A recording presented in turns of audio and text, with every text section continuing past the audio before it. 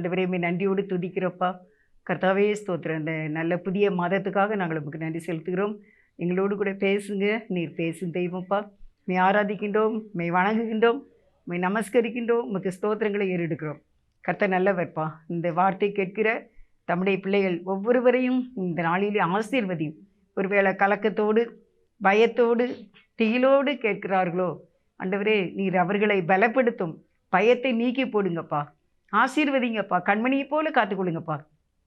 உம்முடைய வார்த்தையை ஆவலோடு ஆண்டவரை கேட்கின்றார்கள். நீர் இடைப்படுவீராக. இப்பொழுதே உம்முடைய வல்லமை இறங்கி ஒவ்வொருவரையும் நீர் ஆசீர்வதி. ஒவ்வொருவர் மேலும் பரிசுத்த ஆவியின் வல்லமை இப்பொழுது இறங்கும்படி ஜெபிக்கிறேன். கண்ணீரை துடைத்து கரங்களை பிடித்து வழி நடத்த வேண்டும் என்று ஜெபிக்கிறேன். தாழ்த்தி ஒப்பு எடுக்கிறேன் ஐயா. அடிமையை மறைத்து நீங்க பேசுங்க தகப்பனே, இயேசுவி நாமத்தில் நல்ல பிதாவே, ஆமேன், ஆமேன். நன்றி அதுதி பாடு நம் இயேசுவே நாவாலே என்று பாடு. நன்றி அதுதி பாடு ஆமென். நம் இயேசுவே நாவாலே என்று பாடு.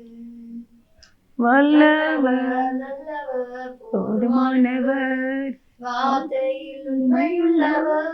ஆமென், நல்லவர் வல்லவர் ஆமென், போதுமானவர். ஆமென், வார்த்தையில் உண்மையுள்ளவர். ஆமென். நன்றி துதி பாடு நம் இயேசுவை நாவாலே என்று பாடு. எரிகோ மதிலும் முன்னே வந்தாலும் இயேசு உந்தன் முன்னே செல்கிறார். எரிகோ மதிலும் முன்னே வந்தாலும் இயேசு உந்தன் முன்னே செல்கிறார். கலங்கிடாதே, திகைத்திடாதே, துதியினால் இடிந்து விழும். கலங்கிடாதே, திகைத்திடாதே, துதியினால் இடிந்து விழும். நன்றியால் துதி பாடு நம் இயேசுவே நாவாலே என்று பாடு. கர்த்தருக்கு ஸ்தோத்திரம். நன்றியால் துதி பாடு. எரிய மதில் வந்தாலும் இயேசு நம் முன்னே செல்கிறார். நாளில் உங்களுக்கு நான் தேவனுடைய வார்த்தையை கொடுத்த வாய்ப்புக்காக இந்த தேவனை ஸ்தோத்திரிக்கிறேன். கேட்கின்ற உங்கள் யாவரையும் கர்த்தர் ஆசீர்வதிப்பார். தலைப்பு எப்படி கொடுத்துருக்கு அப்படின்னா, எப்பொழுதும் தாக்கு. எப்பொழுதும் தாக்கு. யாரை தாக்க வேண்டும்? எப்பொழுதும் தாக்க வேண்டும். யாரை? சாத்தானை. சாத்தானை உற்று பார்க்க வேண்டும். அவனை எப்பொழுதும் தாக்க வேண்டும். அந்த பிசாசை உற்று பார்க்க வேண்டும். எதனால அப்படி உற்று பார்க்கணும்? எதனால அவனை, அந்த சாத்தானை, அந்த பிசாசை நம்ம தாக்கணும் அப்படின்னா, உனக்கு, உன்னுடைய வேலைக்கு, உன்னுடைய குடும்பம், கணவன் இல்லை மனைவி, பிள்ளைகள் எல்லாருக்கும், உன்னுடைய சொத்துக்கும், உன்னுடைய ஊழியத்திற்கு, உன் சபைக்கு, உன் சம்பந்தப்பட்ட எல்லாவற்றுக்கும், உன் நண்பர்களுக்கும் பாதுகாப்பு வேண்டும். அவர்களை காத்து கொள்வதற்கு எப்பொழுதும் தாக்க வேண்டும். கர்த்தராகிய இயேசு கிறிஸ்துவின் நாமத்தினால் உனக்கு விரோதமாய் அவன் செயல் திட்டங்களை அவமாக்கி அவனோடு நேரடியாக பேச வேண்டும். அவனையும் அவனுடைய எல்லா திட்டங்களையும் அவமாக்குவதே நம்முடைய குறிக்கோளாக இருக்க வேண்டும். உங்களுடைய ஆசீர்வாதங்களை, உங்களுடைய சரீர சுகத்தை தொடவிடக்கூடாது. அதனால் அந்த பிசாசை எப்பொழுதும் நம்ம தாக்க வேண்டும். எப்படி? கர்த்தராகிய இயேசு கிறிஸ்துவின் நாமத்தினாலே என்னை, என்னுடைய குடும்பத்தை, என்னுடைய சொத்துக்களை, என்னுடைய ஊழியத்தை, என்னுடைய சபையை, என்னுடைய எல்லாவற்றை, என் எல்லை எங்கும் எல்லாவற்றையும் நீ தொடக்கூடாது என்று ஆண்டவராகிய இயேசுவின் நாமத்தில் நாம் அவனை தாக்க வேண்டும். நீங்கள் அவனை தாக்க வேண்டும். நம்முடைய ஆசீர்வாதங்களை அவனை தொடவிடக்கூடாது. அவனை தப்பவிடக்கூடாது. அவனை நாம் எதிர்த்தே நிற்க வேண்டும். வேரோடு அவன் நம்மை விட்டு போக வேண்டும். வேரோடு போக வேண்டும். கொஞ்சம் கூட அந்த சாத்தானுடைய காரியங்கள், அவனுடைய செயல் என்ன? திருடன். அவன் திருடவும் கொல்லவும் அழிக்கவும் வருவான். அந்த திருடன், அந்த பொல்லாத சாத்தான் நம்முடைய சரீரத்தையோ நம்ம குடும்பத்துக்குள்ளாக சண்டை சச்சரவுகளையோ பிரிவினைகளையோ நம்முடைய சொத்துக்களை அழிப்பதற்கோ நம்ம யாராவது நம்மளை ஏமாற்றுவதற்கோ இடவிடாதபடிக்கு அந்த கிரியைகளை செய்கிற அவனை நாம் வேரோடு பிடுங்க வேண்டும், அழிக்க வேண்டும். இயேசுவின் நாமத்தில் அவனை வெளியே போகும்படி கட்டளை இட வேண்டும். அவனுடைய திட்டத்தில் ஈடுபடாமல் எப்பொழுதும் அவனை தாக்கி கொண்டே இருக்க வேண்டும். அந்த சாத்தானுடைய திட்டம் என்ன, அவனுடைய செயல் என்ன, அதில் நாம் ஈடுபடக்கூடாது. நாம் எப்பவுமே இந்த சாத்தானை தாக்குவதிலே நாம் கவனமாக இருக்க வேண்டும். அதனால தான் நான் தலைப்பு கொடுத்துருக்கேன், எப்பொழுதும் தாக்கு. அவனை ஒவ்வொரு நிமிடமும் வினாடியும் நாம் தாக்கி கொண்டே இருக்க வேண்டும். ஏனென்றால் இந்த பிசாசானவன் நம்முடைய ஆசீர்வாதத்தின் முழு காரியங்களையும், நம்முடைய லட்சியங்களையும், நமக்கு தேவன் வைத்திருக்கிற திட்டங்களையும் அழிக்கும்படிக்கு அவன் சிந்தனை கொண்டவனாக நம்மை தாக்குகின்றான். அதனால் நாம் அவனுடைய திட்டத்திலே நம்ம ஈடுபடாதபடிக்கு அவனை, அந்த பிசாசை நம்மை அழிக்க செயல்படுகிற அவனுடைய திட்டத்தை வேரோடு அழிக்க வேண்டும். அவனுடைய செயல்பாடுகள் எதுவுமே நம்மிடத்தில் இருக்கக்கூடாது. அவன் நம்மை முழுவதுமாக அழிக்க பார்ப்பான். கால்பந்து விளையாட்டு விளையாடுவார்கள். கால்பந்து விளையாட்டு விளையாடும் பொழுது ஒரு குரூப்பு தன்னுடைய எதிரி, தனக்கு எதிராக ஆப்போசிட்டாக விளையாடுகிறவனை அவன் 1-2 பேர்கிட்ட மட்டும் தோற்று போகலாம் அப்படின்னு நினைக்க மாட்டான். அவங்க வெற்றி வாகை சூட வேண்டும் என்ற எண்ணத்தோடு தான் நம்மோடு கூட இந்த எதிரி விளையாட வந்திருக்கின்றான். அவன் கோல்டு கப்பு வாங்க வேண்டும் என்ற எண்ணத்தோடு தான் அவன் வந்திருக்கின்றான், அந்த கால்பந்து விளையாட வந்திருக்கிறவன். அப்போ நீங்கள் என்ன செய்ய வேண்டும் அப்படின்னா, கால்பந்து விளையாடுகிறவனுடைய முழு திட்டத்தையும் அழிக்கும்படிக்கு, அந்த அவனுடைய லட்சியத்தையே அழிக்கும்படிக்கு இந்த கால்பந்து விளையாடுகிற நீங்கள் அவனுடைய எதிரியினுடைய முழு திட்டத்தையும் அழிக்கும்படிக்கு நாம் விளையாட வேண்டும். அப்படியானால் நான் உங்களுக்கு என்ன இதில் சரியான கருத்து சொல்கிறேன் அப்படின்னா, நம்முடைய வாழ்க்கை முழு திட்டத்தையும் அழிப்பதற்காக எதிரியாக பிசாசானவன் நம்மோடு போராடுகின்றான். நாம் பரலோக ராஜ்யம் செல்லும் வரைக்கும் அவன் நம்மை தாக்கி கொண்டே இருப்பான்.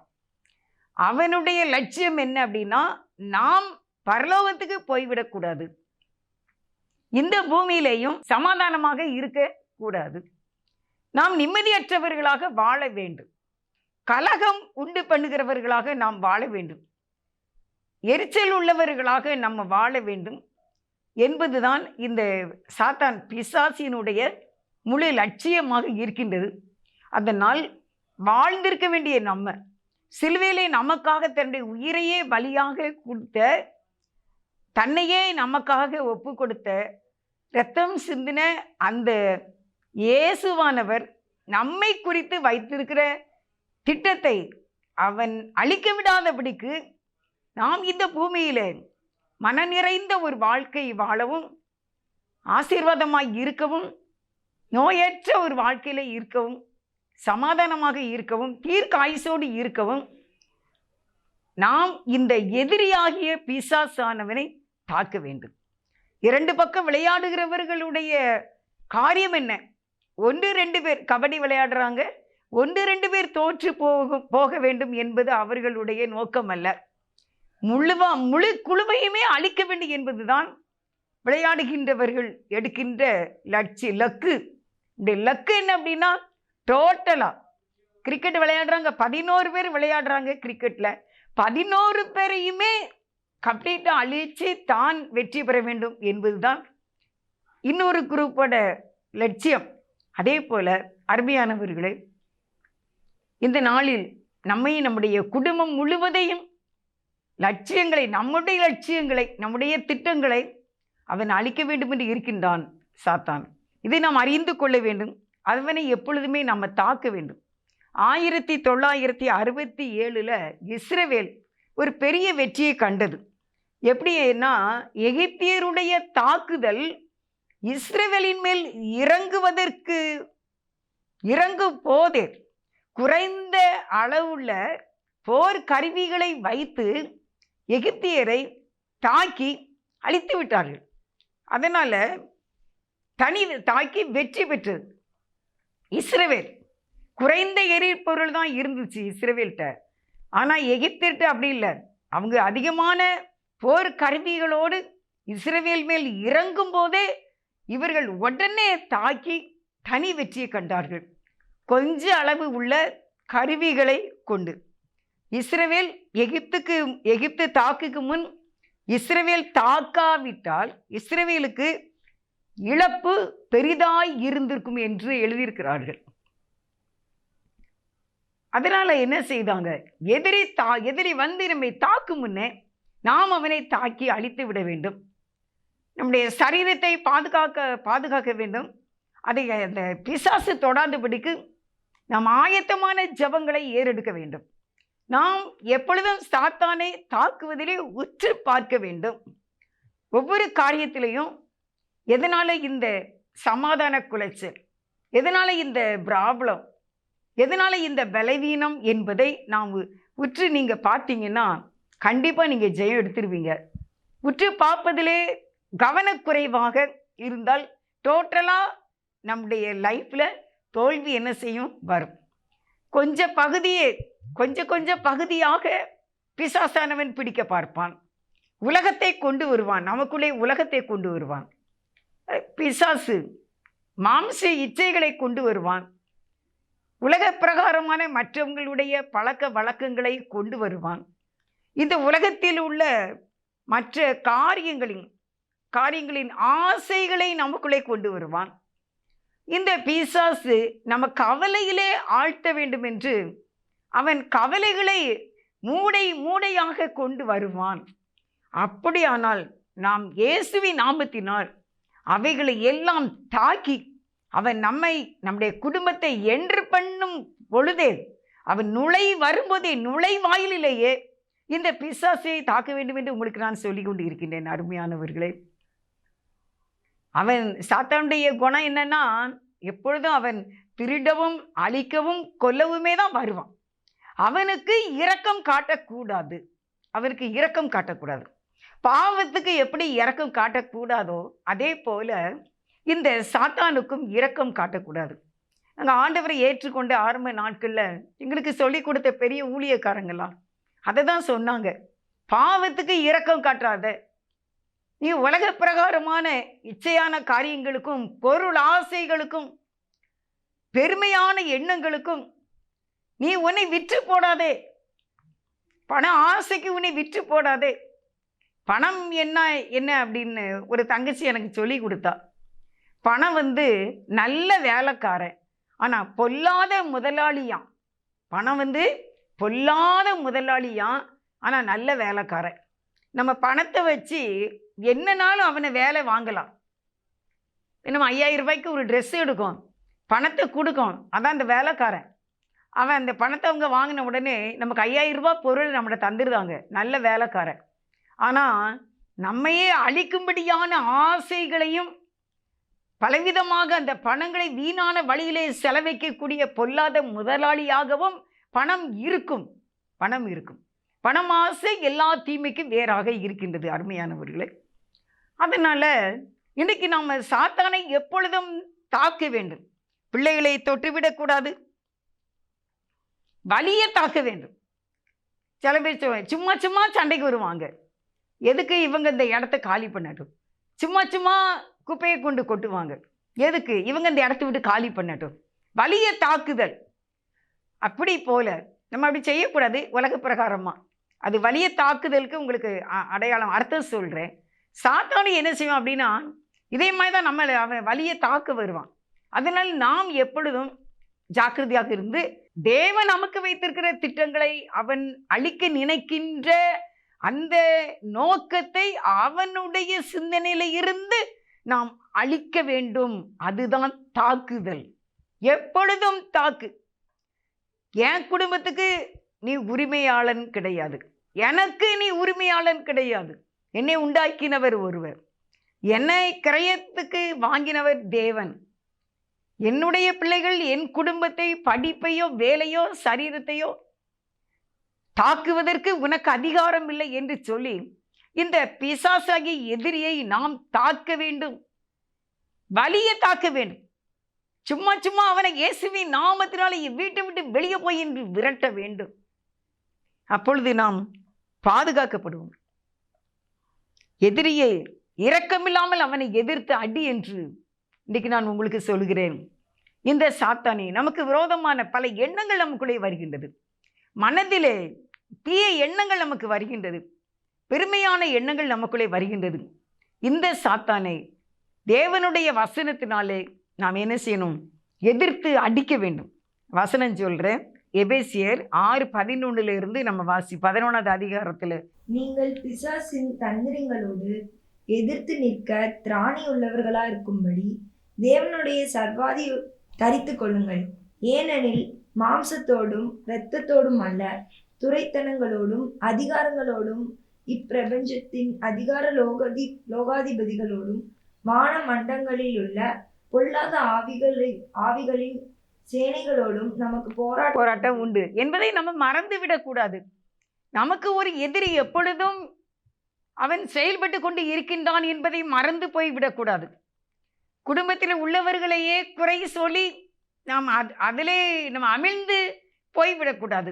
நமக்கு ஒரு எதிரி ஒருவன் எப்பொழுதும் இடைவிடாமல் வலியை தாக்கி கொண்டு இருக்கின்றான். அதுதான் சொல்லறாண்டு, நீர் பிசாசின் தந்திரத்தோடு எதிர்த்து நிற்க உனக்கு என்ன இருக்கணும்? திராணி இருக்கணும். தேவனுடைய சர்வாயுத வர்க்கத்தை நம்ம தரித்து கொள்ள வேண்டும். அந்த போர் போலீஸ் இருக்காங்க, அந்த போலீஸ் அவங்களுடைய அந்த அடையாளத்தை அவர்கள் அணிந்து கொண்டதுனால யாரும் போலீஸை எதிர்க்க மாட்டாங்க. அதே போல நாமும் தேவனுடைய சர்வாயுத வர்க்கத்தை, வேத வசனத்தை, அவரை துதிக்கிற துதியை பாடலோட நாம் காணப்பட வேண்டும் என்று ஆண்டவர் சொல்கின்றார். ஏனென்றால் மாம்சத்தோடு இரத்தத்தோடும் அல்ல. மாம்சம் இரத்தம்னா என்ன? நம்ம மாம்சத்தோடு இரத்தத்தோடு அல்ல போராட்டம் அப்படின்னு போட்டிருக்கு. அது என்ன அப்படின்னா, மாம்சம்னா மாம்ச இரத்தமும் நம்மளுடைய உறவு சம்பந்தமானவர்கள் தான். நம்மளுடைய பெற்றோர், அவங்களுடைய பிள்ளைகள், பேரன் பேத்திகள், நம்முடைய மருமக்கள், குடும்பங்கள், நம்முடைய இரத்த சம்பந்தமான உறவுகளோடு அல்ல போராட்டம். நம் உறவுகளோடு அல்ல. ஒரு தாயின் ஒரு தகப்பனின் பிள்ளைகளோடு அல்ல போராட்டம். மாம்சத்தோடு இரத்தத்தோடும் அல்ல, மாம்ச உறவின்படி அல்ல. எதனபடியா நீங்க போராட வேண்டும்? இப்பிரபஞ்சத்தின் துரைத்தனங்களோடும் அதிகாரங்களோடும் இப்பிரபஞ்சத்தின் அந்தகார லோகாதிபதிகளோடு. எத்தனை பேர் இருக்காங்க பாருங்க. இன்னும் நேரம் அதை 11வது வசனத்தை இல்லை 12வது வசனத்தை இன்னும் நேரம் வாசிக்க கேட்போம். ஏனெனில் மாம்சத்தோடும்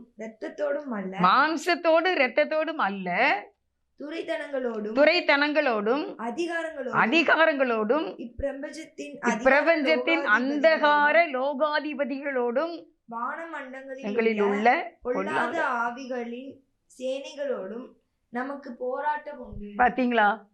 எத்தனை பேரோடு நமக்கு ஒரு மறைமுகமான ஒரு கொரில்லா போர், மறைமுக தாக்குதல் நமக்கு இருக்கின்றது.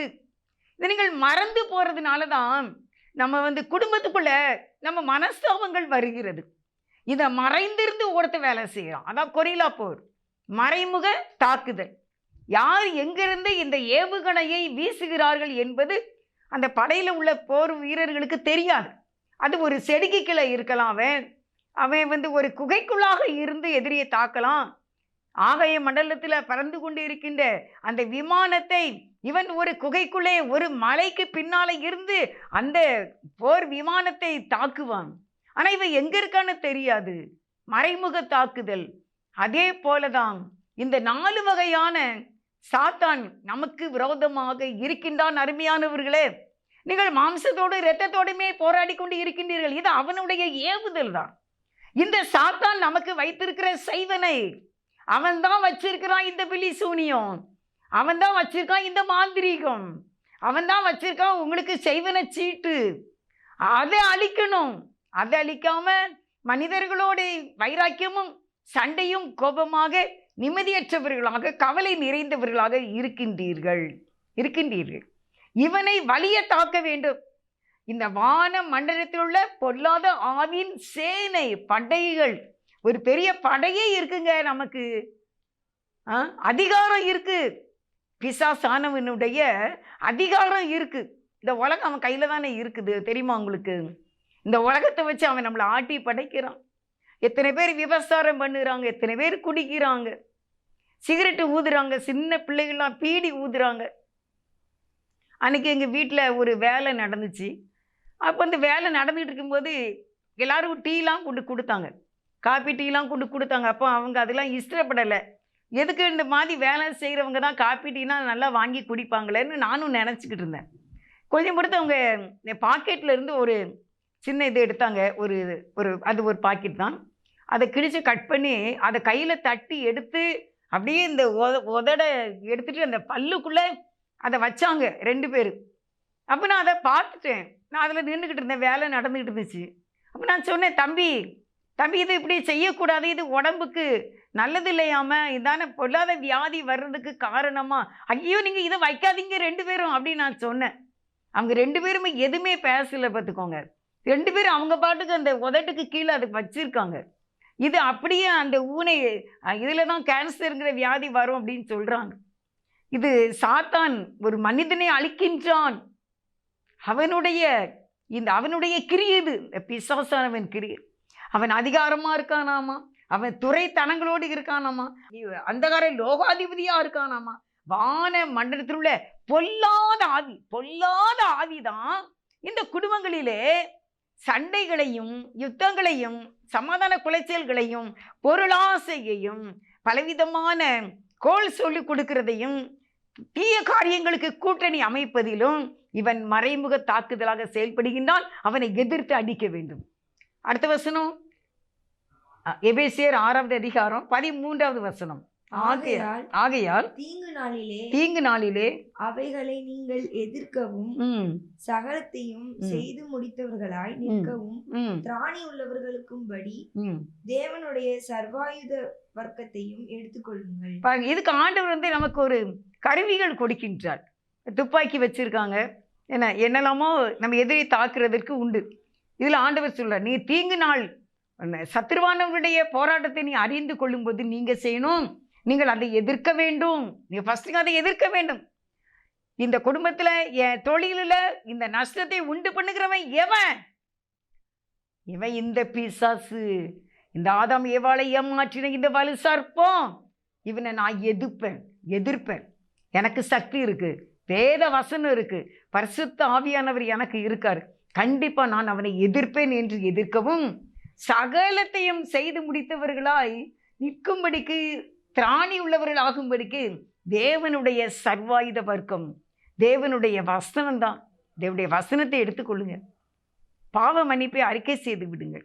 என்னுடைய தனிப்பட்ட வாழ்க்கையில் நான் தவறு செய்திருக்கின்றேன், நான் தூண்டி கொடுத்துருக்கேன், நான் பொல்லாத சில காரியங்களை செய்திருக்கின்ற ஆண்டவரே என்னை மன்னித்துக் கொள்ளுங்கள் என்று சொல்லும்போது இந்த விதமான சர்வாயுத வர்க்கங்களை தேவன் நமக்கு தருகின்றார். 14வது வசனம், சத்தியம் என்னும் கச்சையை உங்கள் அறையில் கட்டினவர்களாயும் நீதி என்னும் மார்க்கவசத்தை தரித்தவர்களாயும் சமாதானத்தின் சுவிசேஷத்திற்குரிய ஆயத்தம் என்னும் பாதரட்சையை கால்களிலே தொடுத்தவர்களாயும் இருக்க வேண்டும். என்ன சொல்றாருன்னா, சத்தியம் வேத வசனம் கையில் எடுத்துக்கிட வேண்டும், அறையிலே கட்டிக்கொள்ள வேண்டும்.